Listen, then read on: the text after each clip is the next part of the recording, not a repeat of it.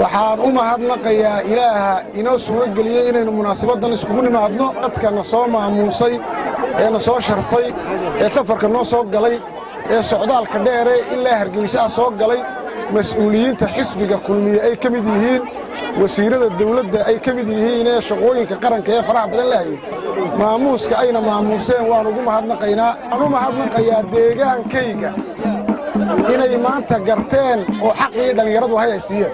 waxaan noqon doonaa insha Allah xildhibaanka ugu da'daya ee golaha wakiilada soo gala xildhibaanka ugu codka badan la gobolka Sool ayaa noqon doonaa insha Allah xisbiga kulmiyana ka soo bixi doona ujeedada aanu galay doorashada in la igu doortaan doonaya waa saddex mas'alo marka koowaad deegaankan ay ka sharaxanahay gobolka Sool degmadiisa Caynaba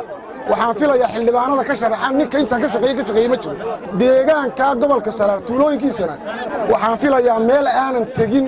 oo aanan dhaqdhaqaaq horumarineed ka sameeyay inaanay jirin dadkii soo doortay ee kursigan inaan u tartamay keenay inaanay dhicin tuulo 3 goobood ee gobolka Saraar inaan meel aan codiga inaanay dhicin insha Allah ayaan rajaynayaa waxaan kaloo baaq u dirayaa dhalinyaradii hankii ay lahaayeen tartanka inay ka qayb galaan ay u suura gal weyday codkiina aad igu soo shubaysaa nimanka insha Allah waxaan matalayaa deegaankayga marka laga yimaado dhalinyarada jamhuuriyadda Soomaaliland dhalinyarada gobolka Sool dhalinyarada degmada Caynaba dhalinyarada gobolka Saraar intaaba waan matalaya waxaan filayaa markii aan dhalinyarada iyo deegaanka ka shaqeynayna dadku isku qiimid buu ahaa iminkana waxaan rajaynayaa in waxa weeye codka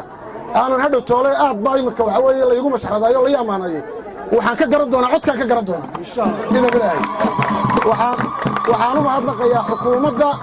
iyo golaha wasiirada iyo xisbiga kulmiye oo aqbalay doorkii dhalinyaradu ay lahaayeen isagoo afhayeenkii garab taaganaanu da'da isku dhowdhownahay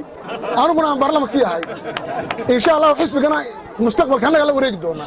aad iyo aad baan u salaamayaa bulshada u salaamayaa السلام عليكم ورحمة الله وبركاته.